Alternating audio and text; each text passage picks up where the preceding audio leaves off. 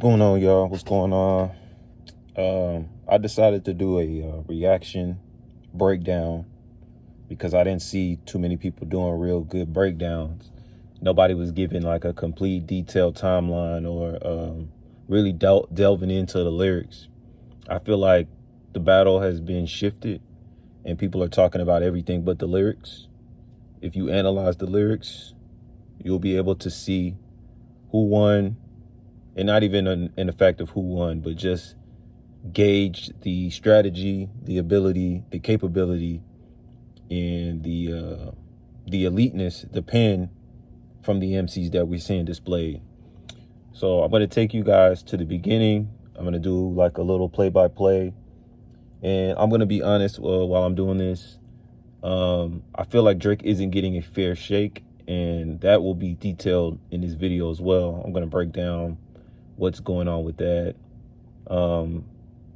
Looking at this now, today is the 6th of May 6th. After the result of Drake dropping Heart Part 6, I know that Drake was trying to, and this was like a fade. This was like I will compare it equivalent of the last day of school. Ironically, we're in May, and the person that you've been having beef with all year, and it's the last day of school, and everybody's outside, and the school year is over. Y'all are out there catching the fade, the one-on-one. Well, in this case, it's not a 1v1, but let's just identify it as that for right now. You got A$AP Rocky involved. You got Nav. Nav's not even really a factor. A$AP, Future, Metro, Rick Ross, French, Montana. There's a lot of people involved in this. And Drake has been fighting for his life, back against the wall, fighting multiple opponents while focusing on one main opponent. Media's not going to give him any credit for that. Media's not going to give him any credit for going out there, not ducking no fade. Every time his number's been called, his name been called, he goes out there, whether it's Common, whether it's Meek, whether it's Push, and now obviously Kendrick. And he's not getting a fair shake. Before I go down the timeline, I just want to say, some people feel like everyone has an opinion, right? We all have an opinion. There's nothing wrong with anyone giving their perspective, but some people's perspective and opinions are more valid than others. As someone that is a true lover of hip hop, that has studied it, someone that actually engages in and writes lines and is a barsmith, a wordsmith, a lyricist, I've been verified. More than welcome to ask me for my credentials, and I will provide them. I've been stamped by the greats, the elites, the people that, in my opinion, that that hold the bar in hip hop, that are valid people to go ahead and give you the knighting of approval, to don you as a knight, so to speak. Instead of the sword, it'll be the pen. But nevertheless, Drake is getting you got a guy that from Canada. One, he's not from the US, he's far removed. He's not really a hip hop artist, a rapper, so to say, because he does multiple genres. And I think that's something that hurts Drake a lot by going up against Kendrick, is because Kendrick is looked at as a formidable MC. We don't look at him as a R&B singer. We don't look at him as a pop artist. We look at him as a rapper. We look at him as a poet. We look at him as someone that is a staple to the culture. And I like Kendrick. I do. I think Kendrick is brilliant. I think that he's able to channel and bring something into hip hop. But I feel like Drake doesn't get enough credit. And I'm going to explain why here.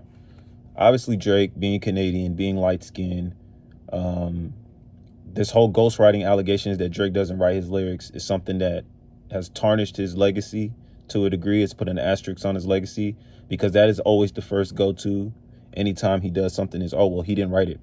We got multiple writers in the credits. There's producers in the credits. It's people that contribute ideas. This notion that he doesn't write his lyrics. And I've been saying this. How can you say that someone is a ghostwriter accused him of being a ghostwriter, but you write for other people. Y'all say Drake doesn't write his lyrics. He's written for Kanye. He's written for other artists. So how is it that the ghostwriter accuser is also a ghost? It makes no sense. There's no validity to what people are saying. There's always that. Also, I think that we're entering and approaching a time where there is a changing of the guard. We see it in the NBA. LeBron, Steph Curry, Kevin Durant. Look at the playoffs. None of the players that we grew up watching are in it anymore. All of our favorite players are either retired. Unfortunately, some have passed away. There's nothing really to do. It's the ushering and changing of the guard. We're seeing it here in hip hop. Drake has had a meteoric rise. Nothing that has ever been seen in hip hop. 15 years, 10 plus run decade. He's been killing it. But we're entering a time where there is a shift, and it appears that people are wanting something new. We're seeing that in the support of Kendrick, which I kind of feel that a lot of people didn't know. Like, I didn't know how many people didn't like Drake until I started seeing this. It's really bad how much people hate Drake. And I guess it's that thing where you either die a hero or live long enough to see yourself become the villain. And that's what we're seeing. Drake has lived long enough to where now he has become Dranos. He is the big bad enemy and everyone wants him gone. The thing that I find the most interesting that no one's really speaking on is that all of these people that have negative things to say about him benefited from him. They got hit records from him. Rick Ross, fat ass. You made plenty of money off of Drake. All those records, your top songs that are in your Spotify playlist and songs that have charted on Billboard are with Drake. Even right now, currently, the diss track, the Champagne Moments that you put out, hence in the title, Champagne, we all know that is a moniker of Drake, is charting because you diss Drake. If you didn't diss Drake, you wouldn't be charting. So there's that instance to that. And I've never been a fan of people that want to kick you when you're down. So now that Drake isn't making as good as music as he once was, or people are upset or have a vendetta against him, now everyone wants to form this Voltron, Avengers, take down Superman, take down Thanos.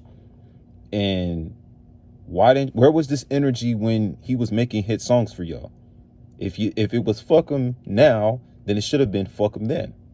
You don't get to reap the benefits from me and then later on down the line decide, you know what, I never really liked this guy, or this guy is a PDF file. PDF file is a pedo.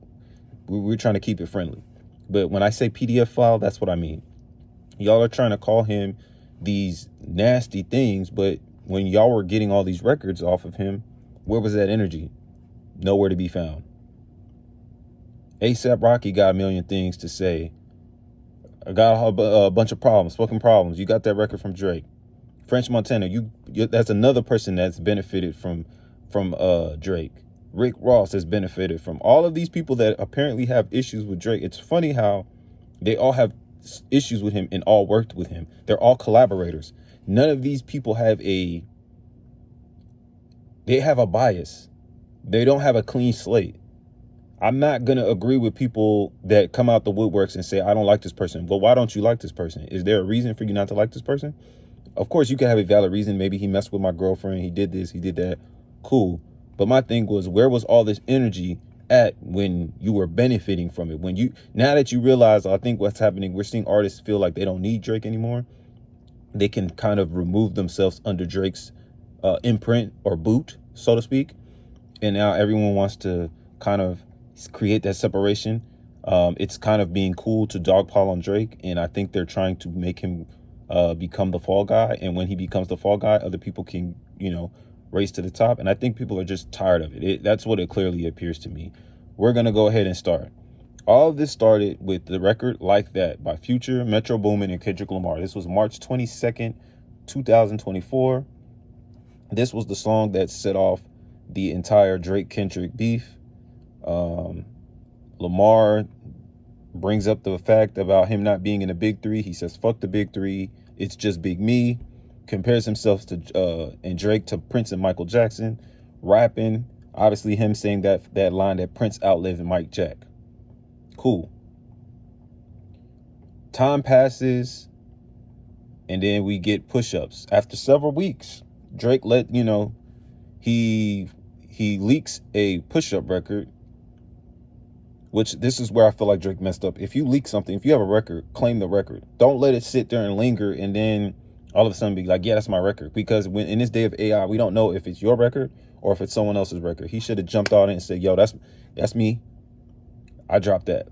He waited, and I think that took a little bit of momentum away from him. But in the lyrics, he says that you ain't in the big three. SZA got you wiped down. Travis got you wiped down. Savage got you wiped down. Like your label boy, you in the scope right now. And you gonna feel the aftermath of what I write down.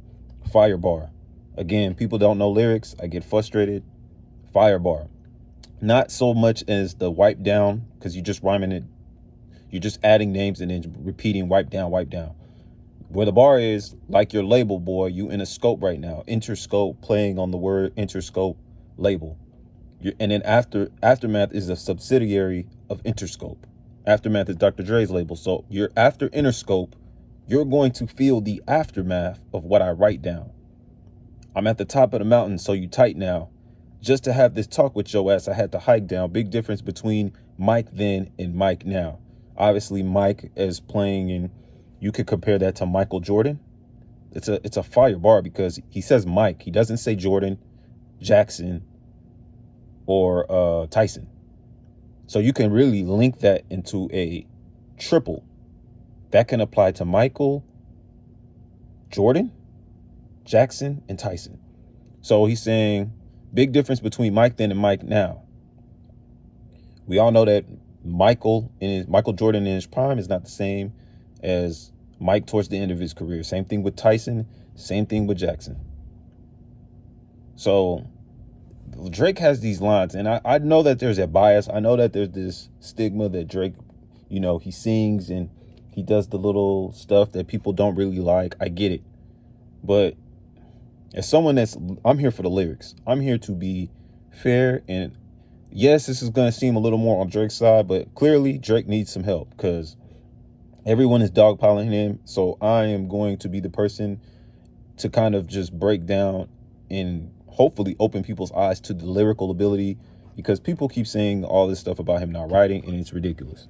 Clearly he can write. I'm telling you, as someone that can rap, he can go. So we get push-ups. Following push-ups, waiting on a response, because this is when Kendrick goes quiet. Kendrick hasn't said nothing. And let me say this. I want to preface this. Kendrick Lamar has this notion and this thing that he does. He pops out, he drops a record, he disappears. So basically, Kendrick Lamar is the kid that will throw a rock at your window, shatter the window. You look to go see where the person is, and they're gone. All you hear is feet. That's what he's been doing his whole career.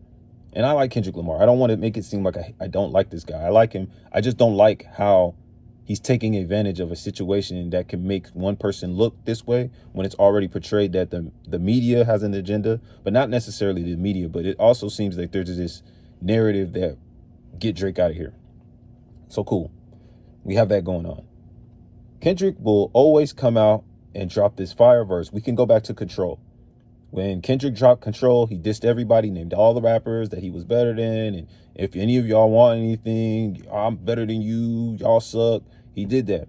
Guess what happened after he dropped that record? He went into hiding. We didn't hear from him again. And he's had this in his career where he'll drop records, not his own records. He'll get on features with other people, go crazy, and then hide and disappear. And we don't hear from him until he feels ready to drop an album. And usually when he's about to drop an album, it's him dissing somebody. We just found out that Kendrick Lamar is about to drop an album here in May, right? Look at what we're dealing with now. He's dissing Drake. So there is a repeated offense of him doing this behavior. It's something that has continuously happened. Let's fast forward. So we have April 13th, Drake dropped Push-Ups. We go into Tailor Made. Tailor Made, he's waiting on a response. Obviously, this is the track with the Snoop-generated AI, the Pac-generated AI. People weren't a fan of it. Obviously, he used voices of West Coast legends, Tupac and Snoop. And this ended up getting a cease and desist from the Tupac Shakur estate, which they ended up letting Drake know, like, hey, you can't be using Tupac's, even though it doesn't sound like Tupac, there's a little bit of a similarity to where people that have a brain, and if you hear it, it registers. We know it's Tupac. I'll pull up the lyrics. Pardon me. So basically, the track starts with Pac AI. Then we go into Snoop AI. Drake is basically saying, Kendrick, we need you. He's basically trying to talk to him through the form of AI. Kendrick, we need you, the West Coast savior, engraving your name in some hip hop history. If you deal with this viciously, you seem a little nervous about all the publicity. Fuck this Canadian light skin dot. We need no debated West Coast victory, man. Call him a bitch for me. Talk about him liking young girls. That's a gift from me. That line right there is the line that is causing the problems, and no one's going back to figure this out. Drake literally gave Kendrick the out on this track by letting him know. He gave him the ammo. Basically him telling him, hey, talk about Drake liking young girls. Literally, Drake wrote all of this. He wrote the AI Pac and the AI Snoop, and of course his verse. It was just to crystallize. It was a creative way of talking to Kendrick through West Coast legends, using people from his coast, but then also resonating and giving him a message. But no one talks about this. Talk about him liking young girls. That's a gift from me. Heard it on the Budden podcast. It's got to be true. We see that's been Kendrick's rollout. Kendrick is not even really rapping like that. All he's saying is, you have a kid. We find out, that's something later on we're going to dissect, and we got to hold people accountable. I'm a huge fan of hip hop, but we gotta call bullshit when call bullshit. Literally go back to TaylorMade. He gave him the ammunition, and that's the ammunition that he's using. Cool. We fast forward. We get to that. We get to Snoop. Basically on the Snoop verse, he's telling him, you've never been in jail. Basically, like, Kendrick, you're a good kid that was in a mad city. Like, you're not doing the stuff that you're claiming to do. You just grew up in a bad area. That doesn't mean that you necessarily do it. But he is a product of his environment. He did witness it. So he is a reporter. He's a journalist in a way, because as an artist, you're a journalist. You're able to write about things that you've seen, things that you've been through, experiences. So he's within his right to do so. And then, of course, Drake at the end talks to him, tells him, all these things that you're doing is not going to work. Like, you need to rap and, basically do that stuff. So we get past the TaylorMade, right? Which was April 19th. And then Euphoria comes out at the end of April, the 30th. And on Euphoria, for people who don't know, that is an HBO series that Drake produces. Lamar basically says that he hates Drake. He gets on here. He talks about Drake's parenting, his plastic surgery, his rapping abilities. He said that you're not a rap artist, you're a scam artist with the hopes of being accepted. Talked about his plastic surgery. Talked about, I got a son to raise, but I can see you don't know nothing about that. When he did all that.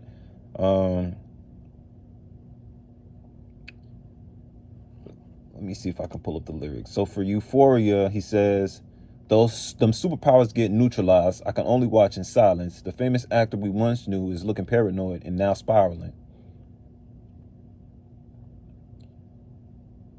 Tommy Hilfiger stood out, but FUBU had never been in your collection. Obviously, we all know the play on Tommy Hilfiger and FUBU.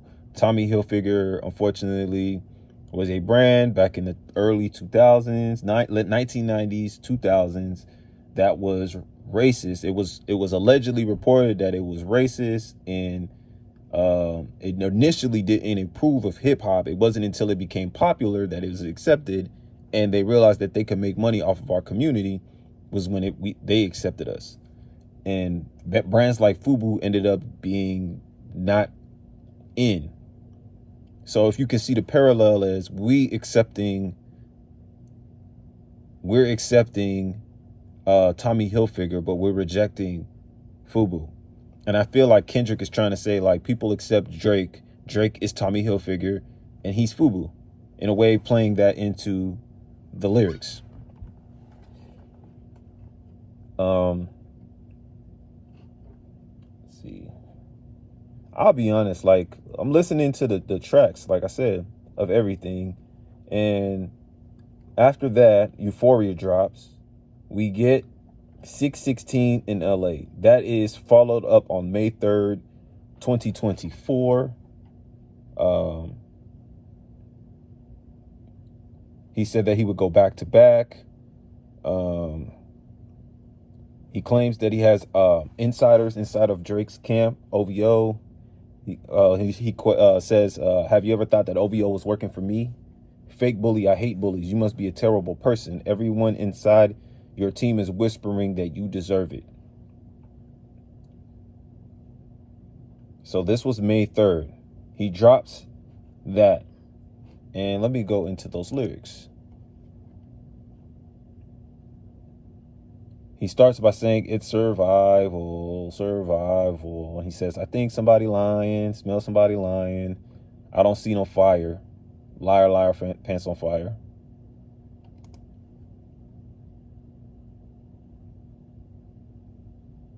Also, when you can smell smoke, there's a fire. So, trying to find the lines. Bear with me.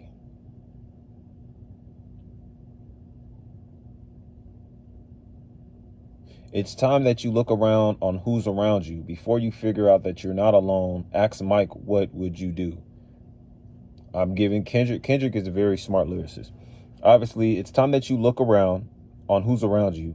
Before you ask that you are not alone, ask what Mike would do. Mike has a song called You Are Not Alone. He's referencing a Michael Jackson single. And then also mirroring the title of what would Meek do by Pusha T, and what would Pluto do.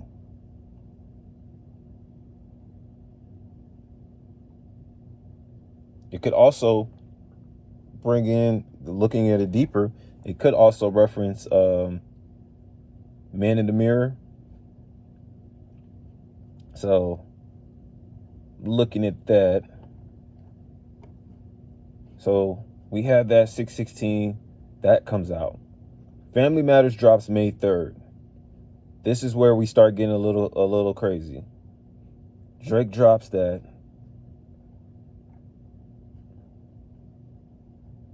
Family Matters drops. It's like an 8-minute track.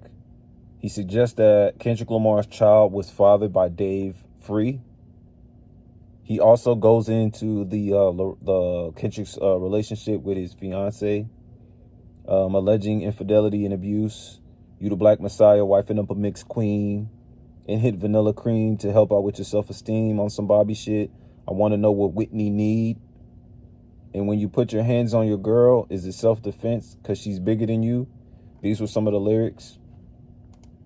I want to get into, this is where I'm going to get into Drake's lyricism, because I feel like it's very slept on and people are not going to give him credit, which, I mean, it is what it is at this point.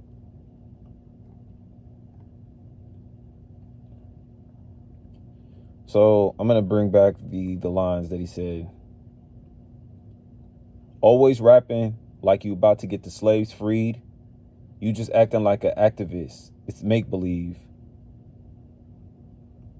Kendrick has been known to always rap about this pro-black. He's very pro-black. So that line, there's definitely some sense to that, right? And then we're going to go into the...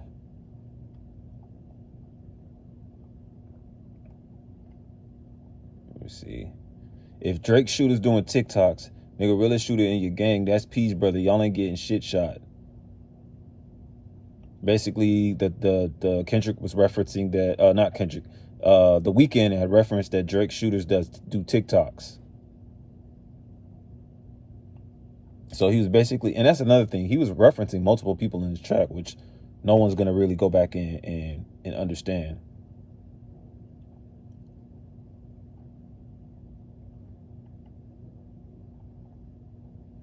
My favorite part right here in this verse, this is where Drake actually shined in this. But no one actually took anything from this. Kendrick just opened his mouth. Someone go hand him a Grammy right now. In this bar, Drake is basically, it's a witty, funny line, but he's also saying that how he's accepted by critics in the media and how he's just the greatest thing ever since sliced bread, and everybody loves Kendrick, and Kendrick this and Kendrick that. Kendrick just opened his mouth. Go get him a Grammy. I love that bar. Where's your uncle at? Because I want to talk to that man of the house.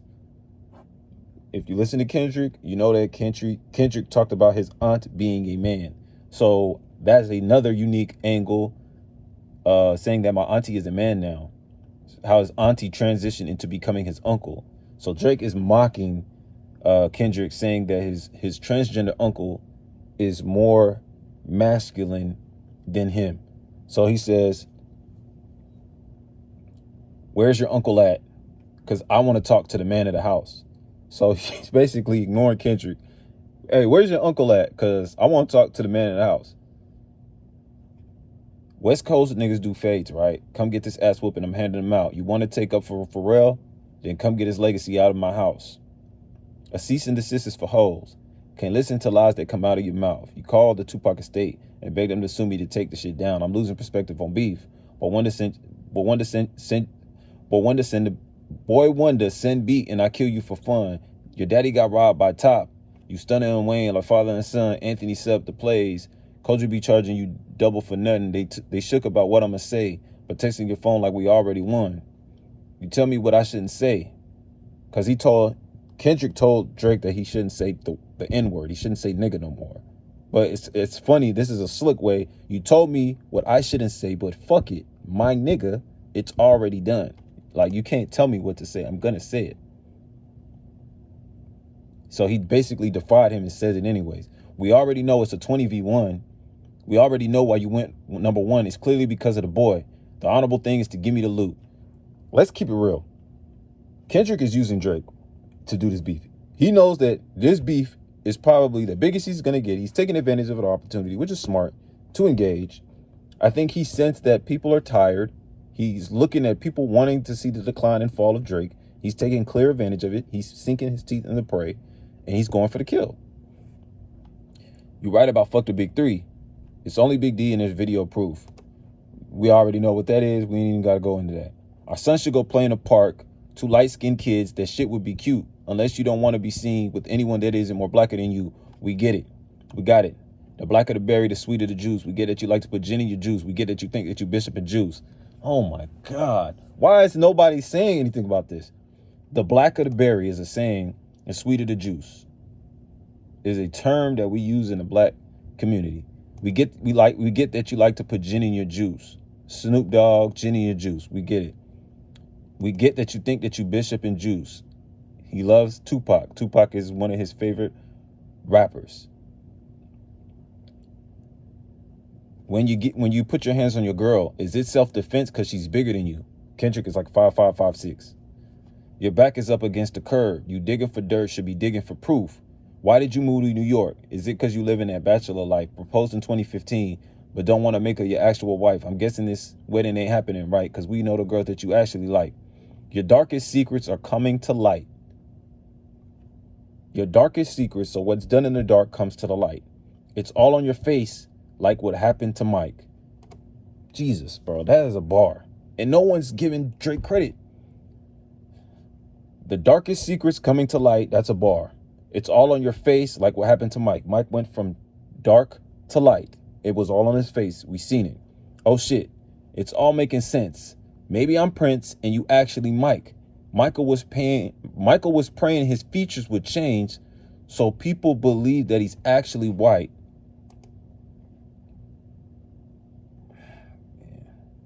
So, oh my God, bro. Why do I have to explain this? I'm going to repeat that again. Michael was praying his features would change so people would think that he's actually white. He's saying basically, no, I'm not Mike. You're Mike. Michael was praying his features would change so people would think that he's actually white. You want to be white is what he's telling Kendrick. You're portraying this image that you're the black messiah, but you wifed up a mixed woman that's white, whatever. She's half white. She's mixed. You're doing features with Taylor Swift and other white artists, but you're saying I'm white. But no, maybe I'm Prince and you're actually Mike. A clever switch. Top tier lyricism. No one is breaking it down. It shit went right over heads. Nobody's ever. Top would make you do features for change, get on pop records and rap for the whites. Again, he's still continuing the Michael Jackson scheme here. And this is where I knew that people are not listening to this. And the thing is, he didn't rap this, so probably it went over heads that people were so busy bopping, they didn't catch it. And wait, you say your brother Jermaine, but you wanted him to stay out of the light. Jermaine was Michael Jackson's brother. He was the notable, funny brother, the one that was always getting in trouble, the one that would always show up late, the one that was always flashy, that wanted to be in the limelight. If you watch the Jacksons, we all know that Jermaine was always in trouble. He always showed up late to the shows. He was always wearing some super fly stuff, but it was unnecessary. And Jermaine is J. Cole's real name. You say your brother Jermaine, but you wanted him to stay out of light. Oh shit, follow me, right? Because nothing you say could bother me, right? I get off the plane and nothing has changed. I headed to Lila with all my eyes. Headed to Lila with all of my eyes. This shit got to be over for now by anyone that's calling it right. You did. And then at the end, this is where Drake says they hired a crisis management team to clean up the fact that you beat on your queen. The picture you painted, it ain't what it seemed. You did. Like, no one's sitting here acknowledging that line. Like, these lines. These are cold lines. So that was in Family Matters. We get to meet the Grams. This is May 4th. We get there. No one says anything about that. He drops Meet the Grams. And hours later, he's talking to Drake's son, which is weird. And talking about children, saying that Drake has a secret daughter. A claim that Drake responded to. This is where we're getting into the meat of the potatoes. This is the intersecting of the battle. We're bringing it home right here. So apparently, Kendrick has a mole inside of OVO where he gets all the information. And he uses this information to make this track, thinking that he has secret information on Drake. But a little later does he find out that the information isn't what he thinks it is. So basically, it's like a t-shirt, some medicine pill bottles, MMG glove, something like that. So we get to that. And Drake, Drake doesn't get to respond because after he drops Meet the Grams, he then proceeds to drop Not Like Us. And I really believe this is where we need to get to it. He drops this record, Not Like Us. It's a bop. He drops this because he realizes that none of the stuff, he got sent on a dummy mission. The information, the leak, it wasn't credible information. Drake doesn't have another kid. And that was really the main thing that they were trying to drive home. They were trying to be like, oh, Drake's hiding another kid. Let's use common sense. Drake lost the last battle with Pusha T because of a kid. I don't think Drake has another kid. I don't think that was something he would plan. And if he had a kid, let's use common sense. Where's the daughter? We still haven't heard from the daughter. No one ever came out saying that there was the daughter. So that was cap. And my thing is, I would have liked Kendrick to address like, hey, I got bad information or come out. But it's a rap battle. No one's going to come out and say that. But that to me takes points off. You can't say that someone has something. You can't say you have a daughter. You don't have a daughter. Then again, you have a daughter. No, it's either you have one or you don't. And then there's no proof because when Pusha T dropped all this tea and information, we instantly found out that Drake had a kid. But this time, no one came forward. And this daughter's supposed to be 11 years old. Let's use common sense. If Drake had a kid, do you really think that that kid would be able to hide for 11 years?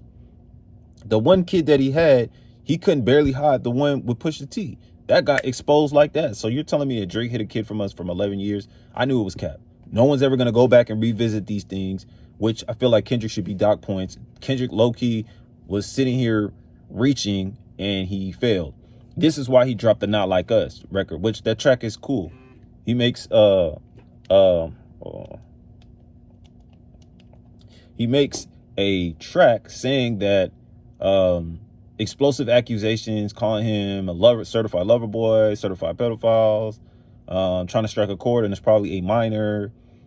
Circles back to the use of him using AI, using Tupac's voice, basically unifying the West Coast with a anthem, and that's what he did with this track. Then, following that track, which was on the 4th, we had yesterday, Drake dropped the Heart Part 6, which he responds to him on the Heart Part 6, let's see, which, this was another thing. 616 in LA is a timestamp record. They kind of swapped each other. Drake is known for the timestamp, the 6 a.m., the 4 p.m. He took a play out of his book, did that. And then we had the Heart Part series is a Kendrick series. He took the Heart Part 6, which he responds to his, and we're going to get into that. The Heart Part 6 is Drake basically putting everything in the, bringing everything out. And that is what I'm going to get into. I'm going to get into that on a separate video because I want to break that one down. That one was a clinic. We're going to break that down separately. But this was the timeline of everything that happened.